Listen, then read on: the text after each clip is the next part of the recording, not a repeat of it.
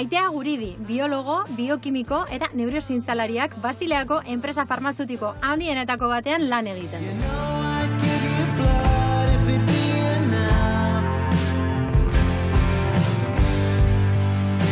Maitea, non gaude? Basilean. Basilean. Hola, hiri bezala, Basilea. Eta horretzen ikustezu Espalentor. Espalentor izena deko? Bai. Zer da? Hiriko ate zaharrak dira. Daude uste dut Basilean 4, eta zegoen muraia zegoen tokian, eta gelitu dira ate zaharrak.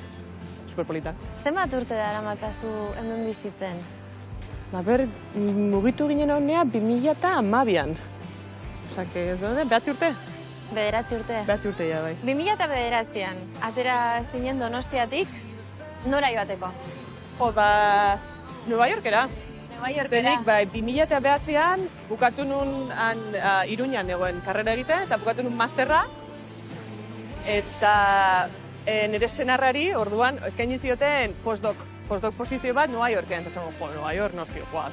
Eta, direkto. Berak iten zuen bai, biologia molekular, onkologian, eta junginen direkto, denik, han aurkitu nun lana bai, ikertzaile bezala, tekniko de laboratorio. Eta bizi ginenan 3 urte. Bez, eta lehen osain zutena, 3 urte, eta zain, bueno, ja, han bizitza, txoro parez, baina gero gaztea ginean, eta genial.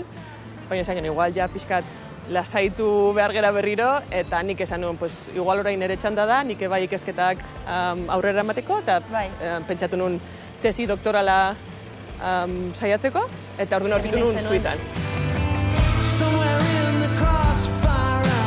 Euskal Herri mailan, Espainia mailan, gure bekak ziren, ez ziren 1.000 euro iristen, 800 eta 1.000 euro inguru aldean, Nueva Yorken, ja postdoka mailan, ziren 2.000 eta zerbait $, igual doblea, ez? Eta nik ebai nire soldata tekniko azkenan lan batzan, eta antzekoa. Hemen Suitzan, nik ikasle bezala lortu nun beka, ziren ja 3.000 euro. Eta merezi dupen, igual honea ikerketa mailan ikasketak jarraitzea. Ikaragarri, alde ikaragarriago. Bai.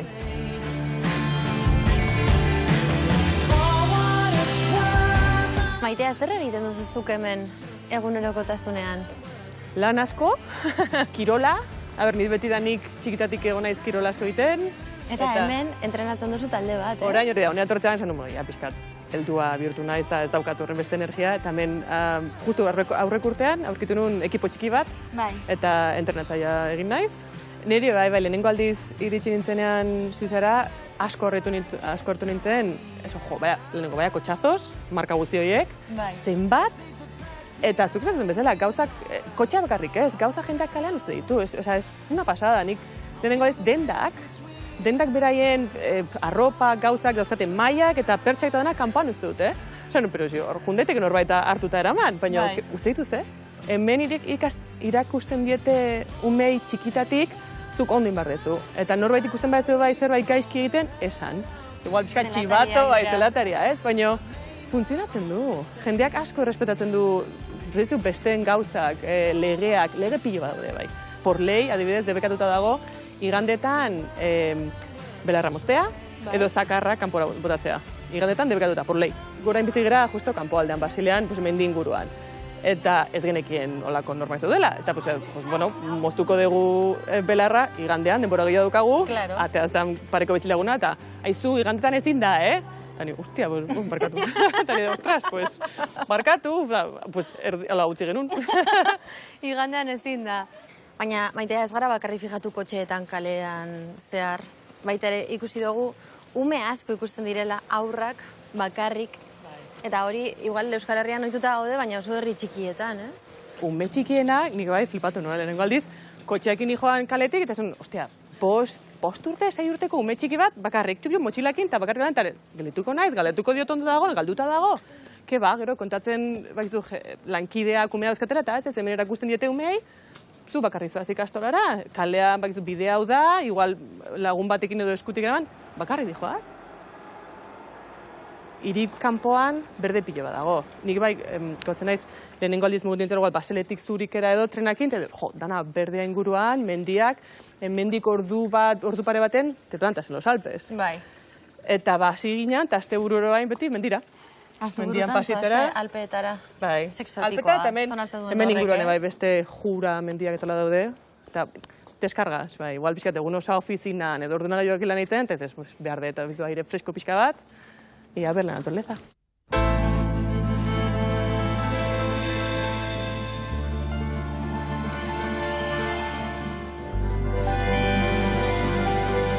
Bueno, orain nabilanean Roche enpresan, just horatzen dago. Farmazeutika, bai, farmazeutika Rochen. Eta, bueno, nik ikasi nuen, tesis egin nuen neurobiologian. Espezialitatea egin nuen bai, deitzen dira distrofias muskulares, ez dakit euskaraz nola estatzen da hori.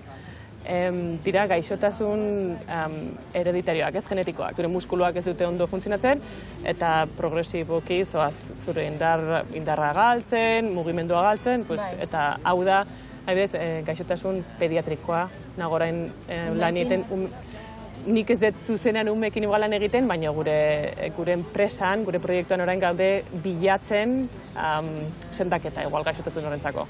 Ensaios klinikos, eta probatzen duzu medikamentu hori, lehenengo aldiz, ume hauekin orain, eta egiten du lan horretan, bilatzen... Urte hauetako ibilbidean, eta lan egiten duzun horretan, azkenean besteak laguntzeko da, ez?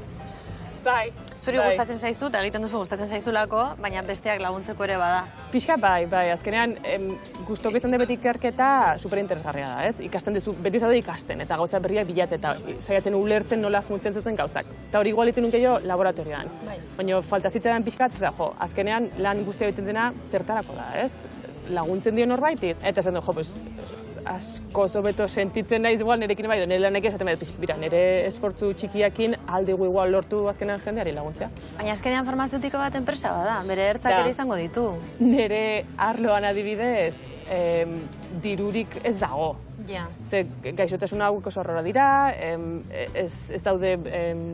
Bai, merkatua ez da oso handia. Ez da oso handia, eta enpresak azkenean ez du horren beste egiten diruagatik, baizik eta igual laguntzeko ere ez da, ez? Azkenean pixkat dena nahastuta dago, baina... Egin behar delako, nola baitere. Norbaitek hori da, norbait sartu behar da hor, eta esaiatu behar da arlo hori bai aurrera ematen. Enpresa farmazeutiko baten barruan, ze espazio dauka ikerketak?